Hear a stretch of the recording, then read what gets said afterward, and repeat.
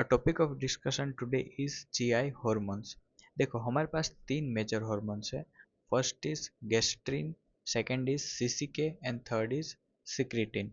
गेस्ट्रिन जो है वो स्टमक से सिक्रेट होता है, बाकी ये दोनों जो है वो स्मॉल इंटेस्टाइन या अपर स्मॉल इंटेस्टाइन से सिक्रेट होते हैं.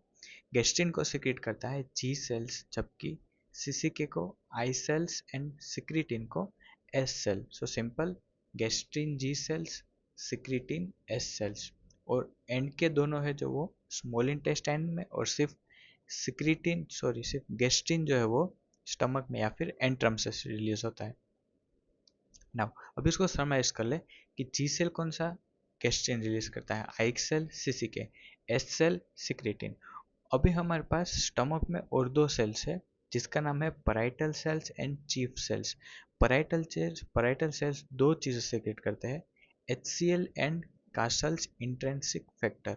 और चीफ सेल जो है वो पेप्सिनोजन जो है वो सिक्रेट करता है, जो कि पेप्सिन को डाइजेस्ट करने वाली प्री एंजाइम है, राइट. सो पराइटल सेल्स कौन सी, HCl and Castle's intrinsic factor.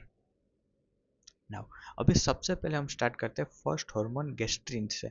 सो हमें पता है कि गेस्ट्रिन कहाँ से निकलता है, जी सेल से स्टमक में, और वो कौन से रीजन से, एंट्रम से, राइट. सो यहाँ से जी सेल से निकला हमारा गेस्ट्रिन हार्मोन. ये गेस्ट्रिन हार्मोन क्या करता है, पराइटल सेल और चीफ सेल को स्टिमुलेट करता है. पराइटल सेल से रिलीज होगा HCl और चीफ सेल से रिलीज होगा पेप्सिनोजन, राइट. सो पेप्सिनोजन क्या करेगा, प्रोटीन का डाइजेशन करेगा, राइट. एंड HCl क्या करेगा, एसिडिक मीडियम प्रोवाइड करेगा इस पेप्सिनोजन को प्रोटीन डाइजेस्ट करने के लिए, राइट. सो हमारे पास हो गया जी सेल जो कि गेस्ट्रिन रिलीज कर रहा है. इसका सेकंड फंक्शन है ट्रोफिक एक्शन. देखो हमें पता है कि यहाँ पर जो फूड आता है उसमें बैक्टीरिया एक्सेट्रा बहुत कुछ हो सकता है. सो इससे जो ये म्यूकोजा है, इनर मोस्ट लेयर, वो कॉन्स्टेंटली डैमेज होती है, राइट. सो ये जो क्या करते हैं वो ग्रोथ ऑफ म्यूकोजल लेयर करते हैं, रिपेयर करते हैं etcetera. So it is trophic action या growth of mucosal layer. Second is increases motility of pyloric region. See antrum के बाद वाले रीजन जो है वो पाइलोरस है. पाइलोरस क्या है, एक डोर है या फिर एक वॉचमैन है, जो यहाँ से अगर ये पाइलोरिक स्पिंचर क्लोज हो जाएगा तो फूड जो है वो आगे नहीं जा पाएगा यहाँ पर, राइट. सो ये क्या करता है, इसकी मोटिलिटी इंक्रीज करता है और फूड को आगे जाने में हेल्प करता है, राइट. सो वंस अगेन जी सेल क्या रिलीज करेंगे, गैस्ट्रिन, जो कि पराइटल सेल से HCl एंड यहाँ से पेप्सिनोजन रिलीज करेंगे. अभी इसका इनहिबिशन कैसे होगा, जी सेल जो गैस्ट्रिन है वो कब इनहिबिट करेंगे रिलीज करना. सो क्या होता है कि जब भी जी सेल गैस्ट्रिन रिलीज करते हैं तो पराइटल सेल से HCl इंक्रीज होता है. सो यहाँ पर HCl इंक्रीज हो गया, ये हो गया HCl इंक्रीज यहाँ पे. अभी जब सफिशिएंट HCl इंक्रीज हो जाता है तभी HCl जी सेल को इनहिबिट करता है और गैस्ट्रिन रिलीज कम हो जाता है, right. So inhibition is done by HCl itself. So इसका स्टिमुलस क्या होगा, मतलब जी सेल कब जो है वो गैस्ट्रिन रिलीज करे, इसके लिए आप इसका फंक्शन जानिए. जी सेल जो है वो गैस्ट्रिन रिलीज करते हैं जिससे कि चीफ सेल पेप्सिनोजन रिलीज कर रहे हैं और जिससे प्रोटीन डाइजेस्ट हो रहा है, राइट. सो ऑब्वियसली पेप्टाइड्स अगर ज़्यादा होंगे तो जी सेल ज़्यादा गैस्ट्रिन रिलीज करेंगे. सो स्टिमुलस कौन सा हो गया, peptide. Second is calcium ion. Third is distension of stomach. जब स्टमक जो है वो उसमें, ये मान लो स्टमक है, इसमें फूड आएगा, देन ये डिस्टेंड होगा, राइट. सो जब ये डिस्टेंड होगा तब फूड आया है, उसको डाइजेस्ट करना है. सो तब क्या होगा, यहाँ पर हमारा जी सेल गैस्ट्रिन रिलीज करेगा. This is stimulus for secretion of gastrin. कब जो है वो जी सेल गैस्ट्रिन रिलीज करेंगे. Third is gastrin releasing peptide. Simple, ऐसे पेप्टाइड जो गैस्ट्रिन को रिलीज करवा रहा है और ये पैरासिम्पैथेटिक नर्वस सिस्टम करते हैं. सो इसके लिए एग्जांपल समझो, मान ये इसोफेगस है. सो जैसे हमने फूड इंटेक किया, मान लो फूड जो है वो इसोफेगस तक आ रहा है, मीन्स अभी स्टमक में फूड नहीं आया. सो ब्रेन ने इंटरप्रेट कर लिया कि फूड जो है वो स्टमक में आएगा. सो ब्रेन क्या करेगा, ब्रेन से या सेंट्रल नर्वस सिस्टम से यहाँ नर्व्स आएगी जो कि होगी पैरासिम्पैथेटिक नर्व्स. जो पैरासिम्पैथेटिक नर्व्स है उनका फंक्शन क्या है, डाइजेशन की एक्टिविटी को इंक्रीज करना. इसलिए ये पैरासिम्पैथेटिक नर्व्स रिलीज करती है गैस्ट्रिन रिलीजिंग पेप्टाइड, जो कि जी सेल से गैस्ट्रिन निकलता है, और जो गैस्ट्रिन है वो आगे पेप्सिनोजन और वो सब एंजाइम्स रिलीज करेगा। फैट और कार्बोहाइड्रेट से ये स्टिमुलाई नहीं होते, क्योंकि देखो ये गैस्ट्रिन है वो HCl का रिलीज इंक्रीज करता है, राइट। और HCl हमें चाहिए सिर्फ प्रोटीन के डाइजेशन के लिए, फैट और कार्बोहाइड्रेट के डाइजेशन के लिए इतना HCl हमें नहीं चाहिए। इसीलिए ये फैट और कार्बोहाइड्रेट है, they does not act as a stimulus for gastrin release. Okay, sorry, the slide is glitching now. See, this is a normal acid secretion। ये पिक्टोरिकली आप देखो ऐसा होता नहीं है, लेकिन हाइपोक्लोरहाइड्रिया क्या होता है कि एसिड सिक्रेशन कम हो जाना, और एक्लोरहाइड्रिया मीन्स जो एसिड है वो बिल्कुल ही सिक्रेट नहीं हो रहा है इनसाइड द स्टमक।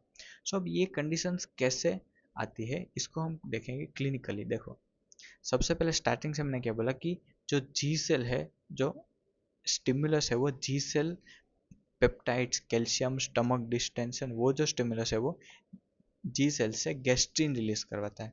ये गैस्ट्रिन जो है वो पराइटल सेल्स को स्टिमुलेट करते हैं, जिससे कि HCl इंक्रीज होता है। जैसे ही HCl आ गया, इसने जी सेल को इनहिबिट कर दिया, अब जी सेल गैस्ट्रिन रिलीज नहीं करेगा। एक डिजीज होती है, उसको हम बोलते हैं पर्नीशियस अनीमिया।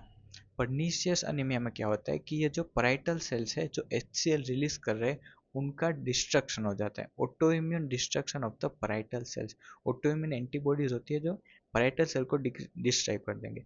अभी पराइटल सेल नहीं है, सो हमारे पास HCl नहीं है। सो मैंने वो डायग्राम बताया था, ए क्लोरहाइड्रिया मीन्स स्टमक जो है वो एसिड नहीं बना पा रहा। अब इफ HCl नहीं है, then we don't have H plus ion या HCl जो जी सेल को इनहिबिट करे, right. So G cell inhibit नहीं होंगे और गैस्ट्रिन का रिलीज इंक्रीज होता ही जाएगा, राइट। सो गैस्ट्रिन का रिलीज इंक्रीज हो रहा है क्योंकि जी सेल इनहिबिट नहीं हो रहा है। इसको हम बोलते हैं हाइपर गैस्ट्रिनीमिया, और ये होता किस में है? पर्निशियस सेल में, right. So question, pernicious cell जो है, सॉरी, पर्नीशियस अनीमिया है जो वो कौन से सेल को डिस्ट्रॉय कर रही है? पराइटल सेल्स को।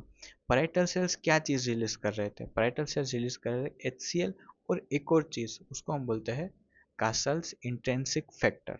सो HCl से क्या हो गया? HCl कम हो गया तो ए क्लोरहाइड्रिया हो गया, जिससे कि गैस्ट्रिन का सिक्रेशन बढ़ गया, हाइपर गैस्ट्रिनीमिया।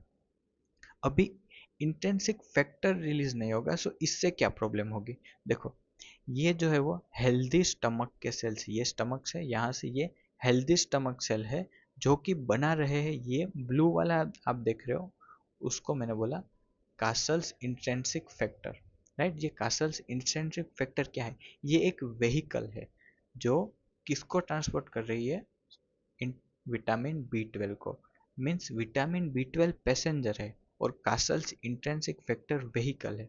ये जो B12 है वो इस व्हीकल में जब अटैच होगा उसके बाद ही यहाँ से एब्जॉर्ब होके ब्लड में जा पाएगा, राइट। सो नॉर्मली क्या होता है कि यहाँ पर देखो, ये कासल्स इंट्रिंसिक फैक्टर और B12 दोनों कंबाइन हो जाते हैं, और उसके बाद यहाँ से म्यूकोसा के थ्रू एब्जॉर्ब होके ये ब्लड में चले जाते हैं, right. So B12 enters blood stream.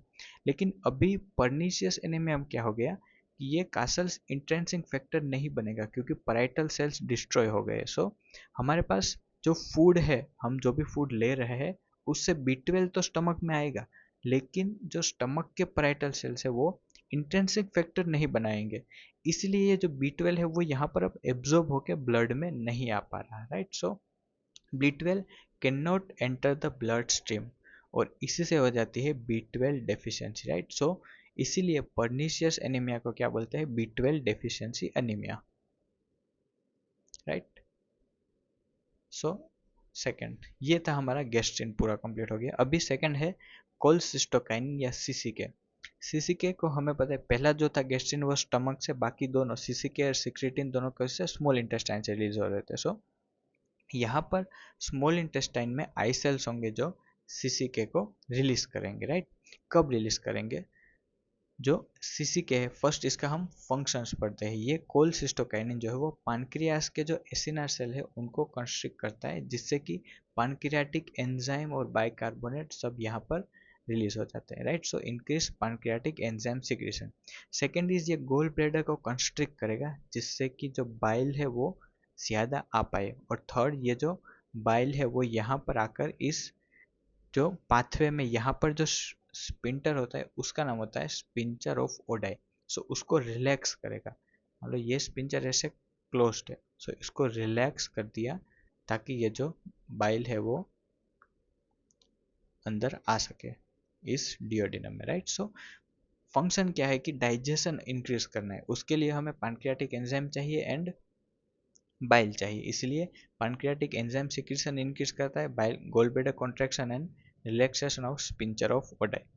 Third is ये इनहिबिट करता है गैस्ट्रिक एम्प्टिंग। अब इसका लॉजिक समझो, ये ये जो है वो डिओडिनम है, यहाँ कहीं पर ये स्टमक होगा, राइट। सो ये हो गया हमारा stomach. Sorry, the diagram is totally terrible but I apologise. See, यहाँ पर स्टमक में ये यहाँ पर होता है पाइलोरस। सो अभी कोलसिस्टोकाइनिन क्या कर रहा है कि यहाँ पर डाइजेस्टिव एंजाइम और वो सब रिलीज कर रहा है। क्यों? क्योंकि हमें यहाँ डिओडिनम में डाइजेशन करना है। सो अब ये अगर स्टमक की मोटिलिटी इनहिबिट नहीं करेगा देन यहाँ से नया फूड जो है वो आता ही रहेगा। सो ये फूड प्रॉपरली डाइजेस्ट नहीं होगा। इसलिए ये क्या करता है कि यहाँ पर जो मोटिलिटी है वो डिक्रीज करता है या इनहिबिट गैस्ट्रिक एम्प्टिंग। जो गैस्ट्रिक पे अभी जो प्रोडक्ट्स है उसकी एम्प्टिंग को डिक्रीज करता है ताकि ये वाला फूड जो है वो प्रॉपरली डाइजेस्ट हो सके, राइट। सो यहाँ पर मोटिलिटी कम करता है और इंक्रीज कहाँ करता है, increase the motility of small intestine and colon. यहाँ पर स्मॉल इंटेस्टाइन एंड कोलन की मोटिलिटी इंक्रीज कर देगा, right. Third one is trophic effect on pancreas mucosa. ये भी सेम, मतलब म्यूकोसा जो है उसका ग्रोथ करता है, उसको रीजनरेट करने में हेल्प करता है। So this is trophic effect, same as gastrin. And augments action of secretin. Secretin का जो एक्शन है उसमें हेल्प करता है। सिक्रीटिन जो है वो लास्ट हार्मोन है, वो हम एंड में पढ़ेंगे। नाउ अभी मैंने बताया कि जो फर्स्ट दोनों हार्मोन्स थे सीसीके एंड गैस्ट्रिन, सीसीके एंड गैस्ट्रिन ये दोनों क्या कर रहे थे, गैस्ट्रिक म्यूकोसा को ग्रोथ कर रहे थे या फिर ट्रोफिक एक्शन था। अगर ये दोनों हार्मोन्स नहीं होंगे तो जो म्यूकोसा है वो डैमेज होने के बाद रीजनरेट नहीं हो पाएगा। ये डैमेज म्यूकोसा है, नॉर्मली ये रीजनरेट हो जाना चाहिए, ग्रोथ होना चाहिए, लेकिन सीसीके और गैस्ट्रिन डेफिशिएंसी होगी देन म्यूकोसा जो है वो प्रॉपरली ग्रो नहीं करेगा, उससे हमें हो जाएगा gastric mucosal atrophy. So सीसीके and gastrin deficiencies cause gastric mucosal atrophy. Now अभी स्टिमुलाई फॉर सिक्रेशन किसका, सीसीके का। सीसीके कब रिलीज होगा, सिंपली उसका फंक्शन क्या है, उसका फंक्शन है प्रोटीन डाइजेस्ट करना, बाइल को सिक्रेट करना, मतलब डाइजेशन करना। सो जो प्रोडक्ट्स होंगे वही उसका सिक्रेशन बढ़ाएंगे। So peptides and free fatty acid. Free fatty acid क्यों, क्योंकि जो बाइल है वो आ रहा है। सो बाइल का फंक्शन है फैटी एसिड को इमल्सिफाई करना या उसका डाइजेशन करना या उसको ब्लड स्ट्रीम तक पहुंचाना। सो पेप्टाइड्स एंड फैट्स दोनों इसको स्टिमुलाई कर रहे हैं, लेकिन कार्बोहाइड्रेट्स जो है वो नहीं कर रहे यहाँ पर भी। Done. So this was about CCK. अभी positive feedback mechanism, what is the positive feedback mechanism of CCK. First, what is function of CCK, कि जो आई सेल्स है उसको पेप्टाइड्स पहले स्टिमुलेट करेंगे। आई सेल्स क्या रिलीज करेंगे, सीसीके। सीसीके जाता है पेनक्रियास में, पेनक्रियास के एसिनर सेल्स से एंजाइम सिक्रीशन वो इंक्रीज करता है। सारी एंजाइम्स आ गई डिओडिनम में। अभी ये जो एंजाइम डिओडिनम में आई है वो प्रोटीन और फैट को डाइजेस्ट करेगी, right. So enhance protein and fat digestion. Protein और फैट के डाइजेशन से क्या इंक्रीज होगा, सिंपल, पेप्टाइड्स इंक्रीज होंगे। सो वो पेप्टाइड्स वापस जाएंगे आई सेल्स में और ज़्यादा सीसीके रिलीज करवाएंगे। सो this is a positive feedback, मतलब जब प्रोडक्ट्स बन रहे हैं वो इंक्रीज कर रहे हैं secretion, right. So this is positive feedback. इसका यूज क्या है कि जितनी एंजाइम ज़्यादा सिक्रीट हुई, मान लो एंजाइम जो है वो 100 सिक्रीट हो रही है, सो वो 100 एंजाइम्स जो है वो इस प्रोटीन और फैट को डाइजेस्ट करेगी, राइट। सो जैसे ही डाइजेशन इंक्रीज होगा अभी हमें ज़्यादा फूड आएगा, सो हमें ज़्यादा डाइजेशन करना है, इसलिए ये पेप्टाइड्स जो है वापस आई सेल को स्टिमुलेट करेंगे और ये साइकिल चलता रहेगा, right. So this is CCK positive feedback mechanism. Now the last hormone is, sorry, the last hormone is secretin. देखो सिक्रेटिन क्या चीज़ है, secretin is like a fire alarm. Fire alarm में क्या होता है कि जो अलार्म है वो थोड़ा सा भी फायर अगर सेंस कर ले देन वो लाइक साउंड करने लगता है या फिर बच जाता है। सो सिक्रिटिन का भी सेम फंक्शन है। देखो ये है स्टमक और ये डियोडिनम। सो जो सिक्रिटिन होता है वो स्मॉल इंटेस्टाइन या डियोडिनम में रिलीज होता है। कब रिलीज होता है? जब भी थोड़ा सा भी H प्लस स्टमक से यहाँ पर डियोडिनम में आ जाता है तब ये फायर अलार्म इंक्रीज हो जाता है या फिर सिक्रिटिन का रिलीज बढ़ जाता है, क्योंकि ये जो H प्लस है वो इस डियोडिनम या स्मॉल इंटेस्टाइन को डैमेज कर सकता है, इसीलिए ये जो है वो सिक्रेटिन को रिलीज करता है। अब सिक्रेटिन का फंक्शन क्या होना चाहिए? ऑब्वियसली हमें H प्लस को न्यूट्रलाइज करने के लिए HCO3 नेगेटिव चाहिए, राइट? सो ये सिक्रेटिन क्या करेगा? Increase the secretion of pancreatic increase the secretion of HCO3 negative by pancreatic duct and biliary tract। so ये biliary tract और pancreatic duct से यहाँ पर HCO3 नेगेटिव का सिक्रेशन इंक्रीज कर देगा जो कि इस H प्लस को न्यूट्रलाइज कर सकता है। Second is it augments the action of CCK, मतलब सब एक दूसरे की हेल्प कर रहे हैं।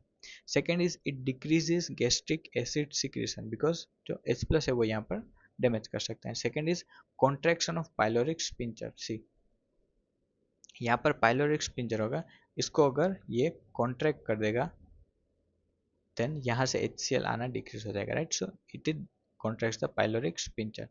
सेकंड, अभी इसके स्टिमुलस कौन से? Stimulus first is H plus या एसिडाइन। जैसे ही एसिड डियोडिनम में या फिर स्मॉल इंटेस्टाइन में आएगा सिक्रेटिन का रिलीज जो है वो बढ़ जाएगा। Second is protein digestive products, fat and carbohydrate दोनों इसमें क्या है? माइनर रोल है। नाउ सो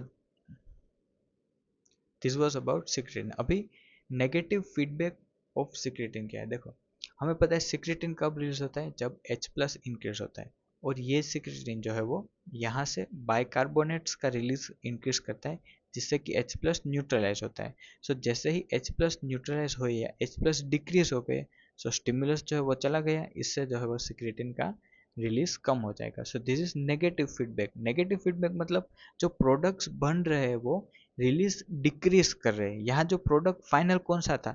HCO3 नेगेटिव, जिसने H प्लस को कम कर दिया और सिक्रेटिन का रिलीज एंड में डिक्रीज हो गया, इसलिए ये नेगेटिव फीडबैक। CCK में पॉजिटिव फीडबैक था कि जो प्रोडक्ट्स बन रहे थे पेप्टाइड्स और फैटी एसिड वो इंक्रीज कर रहे थे CCK का release, right? So let's summarise. See हमने तीन हॉर्मोन्स पढ़े, gastrin, CCK and secretin. CCK and secretin दोनों ही वो स्मॉल इंटेस्टाइन में है। Secretin S cell, gastrin G cell and CCK जो है वो I सेल्स। स्टिमुलेशन किससे स्टिमुलेट होते हैं उसकी हम समरी पढ़ेंगे। तो स्टिमुलेट जो होते हैं इसको रिमेंबर करने के लिए इसका जो फंक्शन है उसको हमें याद करना है। जो भी फंक्शन होगा उसके प्रोडक्ट से ये स्टिमुलेट होंगे, राइट? सो दिस वाज किन किन से स्टिमुलेट होता है। Have a look at this summarise, right?